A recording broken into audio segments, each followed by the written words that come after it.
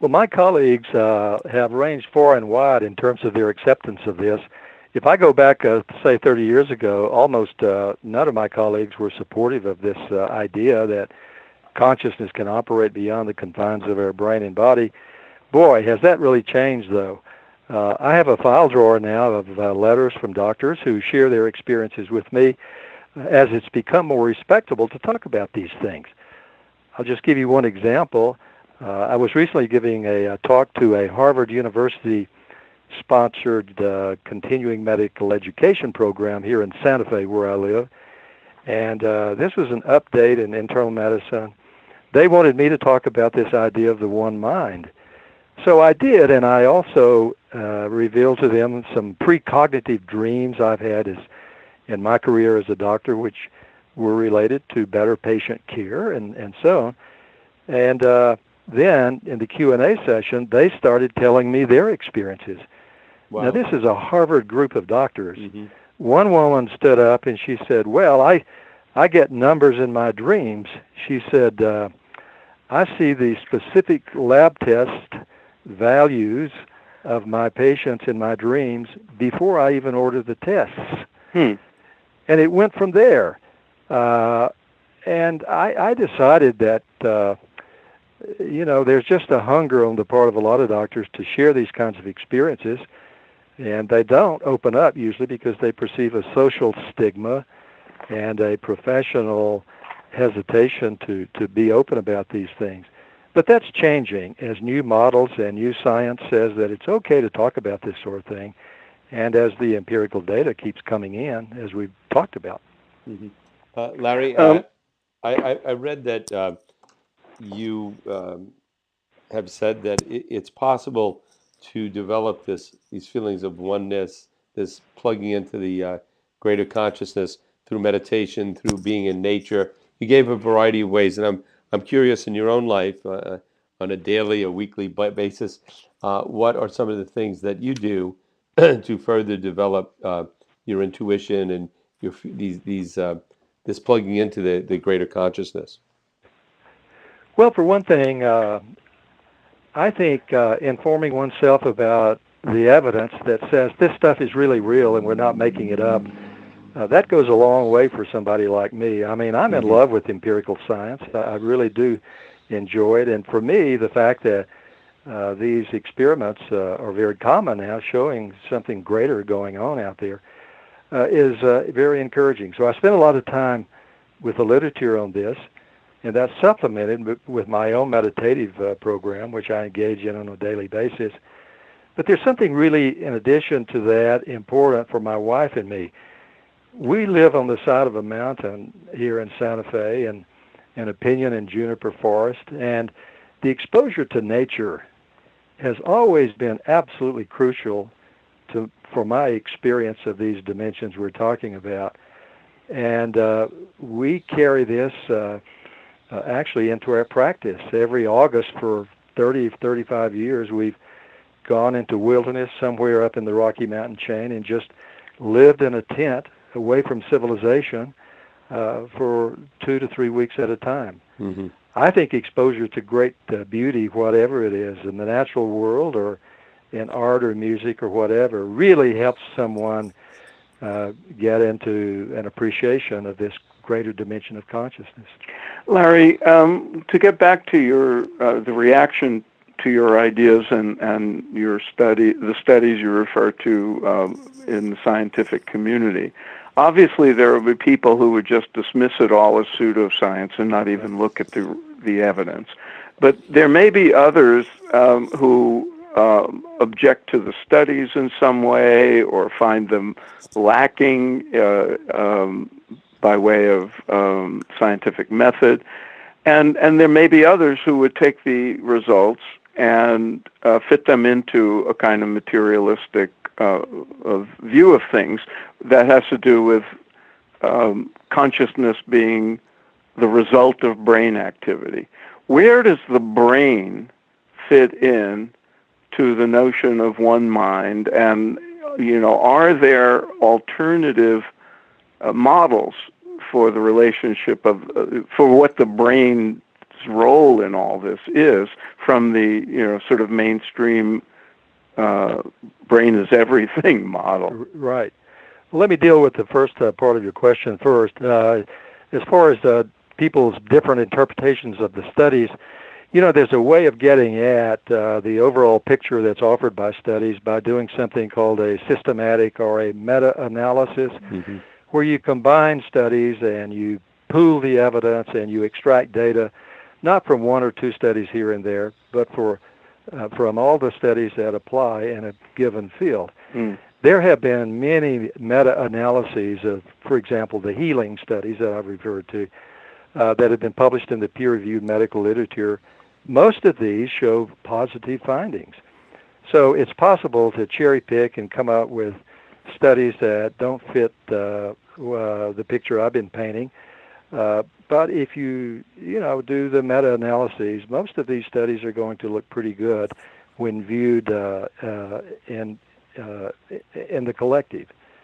As far as alternate models of brain function that might accommodate this sort of thing, one of the leading models is the brain not as a manufacturer of consciousness. It doesn't make consciousness, but acts as a kind of filter through which consciousness works. This is an idea, an image, a picture that is gaining traction. It's the idea that consciousness in itself is fundamental. It isn't produced by the brain. It exists on its own, and you can't reduce it to anything more basic. Consciousness works through the brain as, for example, an electronic signal works through your television set. But the television set doesn't manufacture the picture that it displays. That's extraneous to the set itself. In the same way, consciousness is pictured as fundamental. It exists on its own, but operates through the human brain. This can accommodate all sorts of evidence. For example, the stuff we see on fMRI brain scans and all of that sort of thing, while honoring the ability of consciousness to do things that the brain simply cannot do. Larry? Now, again, yeah, go ahead. Go ahead. Finish, yeah. Well, I just want to say that if this sounds like a very strange idea, this idea of consciousness as fundamental has already been endorsed in the 20th century by, for example, Max Planck, who founded quantum physics, Erwin Schrödinger, another Nobel Prize winner, David Bohm, some of these people I've already mentioned in our conversation. So if this idea of the brain is of consciousness is fundamental sounds bizarre, I just have to say that it's already been endorsed by some of the giants of 20th century science.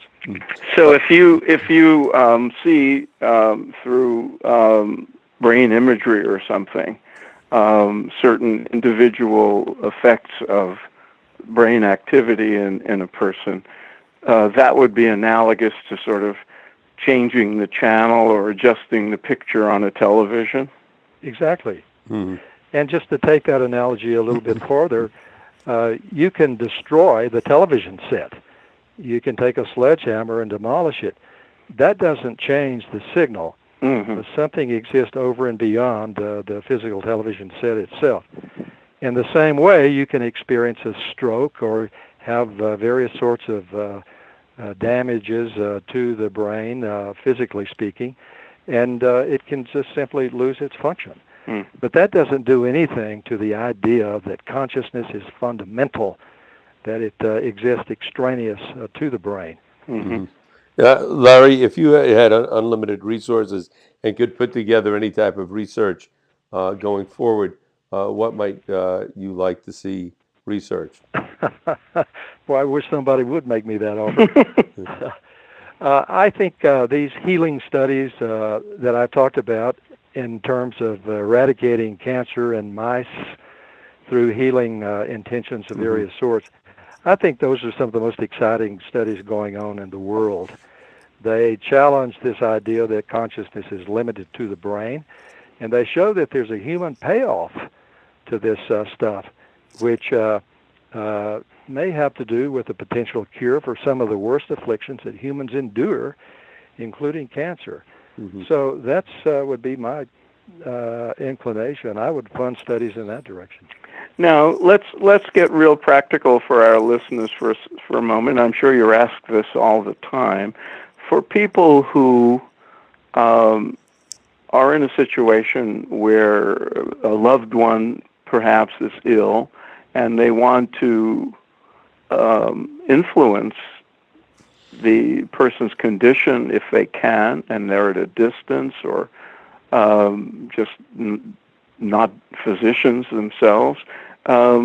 What advice would you give them? Are there data that show that certain conditions, like a quiet space as opposed to a noisy place, a group as opposed to an individual, anything in particular that would enhance the opportunity for someone to affect healing?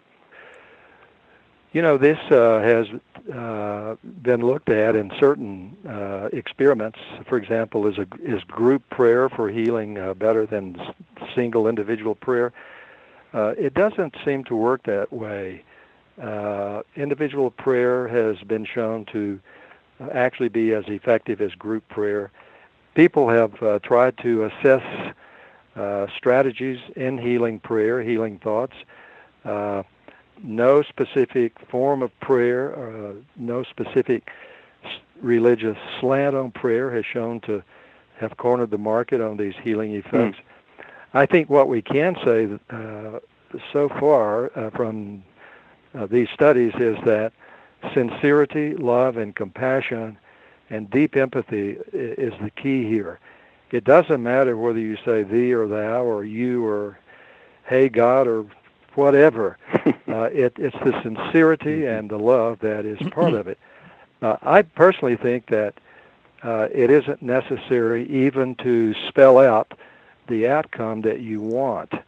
There have been studies that show that when we pray an open-ended prayer, such as, may the best thing happen in this situation for this person, or may thy will be done, those forms of prayer are as effective as where people spell out the outcome they want. Mm-hmm. So I think that over and beyond religious affiliation, specific wording of prayers, it always gets back to this fundamental quality of love and compassion and empathy. Right. So I would say to people, don't stress out too much on how to do it. Just feel it in the heart and let it flow from the deepest part of where you come from. We often say in everyday language that we pray for our loved ones. I think there's so much meaning in that simple observation.